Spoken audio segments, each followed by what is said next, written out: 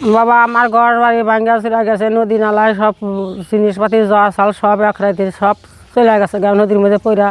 খালি কোনো রকম ঘরটা ভাঙ্গা রাখছি, মাটির মধ্যে ভালো রাখছি। আল্লাহ আমার নজরিতে দয়া করে রাখিছু, আমাকে সাহায্য করেন। আর আগে দুইবার আরও ভাঙছি, আর পিছনের মতো জায়গা নাই। ঘরে যা চাল ব্যাটারি সেটা সোলার চালাইছি, অন্ধকারের মধ্যে থাকি, তাও 19 কেজি একটা ব্যাটারি, তাও নদীর মধ্যে পড়ে গেছে। আমি আর কোন অবস্থায় থাকি, অন্ধকারের মধ্যে খালি মাটির মধ্যে ঘর ফালাইয়া খালি আঙ্গা দিয়া রয়েছি। আমার বাড়ি ঘর তো কিছু নাই, সব ভাঙ্গা গেছে গা নইতে। হারে জিনিসপাতি টিন মিন চাল ডাল যত জিনিসপাতি আছে সব আমার নইতে গেছে গা। তার মধ্যে নাই আমার মানুষ না, এক বেড়াটা আল্লাহ নিয়ে গেছে গা, স্বামীটাও নিয়ে গেছে। আমার তো সম্মত নাই যে আমি কোনানে যে দাঁড়াম। ওই ছাপড়া তুলে আমি এই ছাপড়ার মধ্যে দাঁড়িয়ে রয়েছি, তা পানি পারে থাকা যায় না, কত কষ্টে আমি আছি। তাহলে আপনারা এটা ব্যবস্থা দিলে আপনারা না করে দেন, আমার তো কোনই নাই। আরও 4বার ভাঙছি, আরও 4বার ভাঙ্গে শেষ সীমায় না পর্যন্ত আইসি, আর সীমা নাই, আর নাই, আর যাওয়ার মতো আমার কোনখানে তো বিক নাই। আর দুধের বাচ্চা আছে, বাচ্চারা না কোনখানে দাঁড়ানোর মতো আমার তো বিক নাই।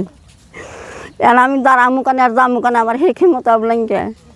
ডাংদরা ইউনিয়নের সম্প্রতি পাথরের চর নামক একটি এলাকায় এই পাহাড়ি ঢলে, আকস্মিক পাহাড়ি ঢলে বেশ একটি গ্রাম পুরোপুরি ক্ষতিগ্রস্ত হয়েছে। আমরা সেই তথ্যটি পেয়েছি। আমরা অচিরেই ওদেরকে আর্থিকভাবে সাহায্য করার জন্য একটা প্রস্তুতি নিচ্ছি এবং ওই এলাকার যারা ক্ষতিগ্রস্ত হয়েছে তাদেরকে পুনর্বাসনের জন্য ইতিমধ্যে আমরা পরিকল্পনা গ্রহণ করেছি। অচিরেই তাদেরকে আমরা পুনর্বাসনের ব্যবস্থা করব।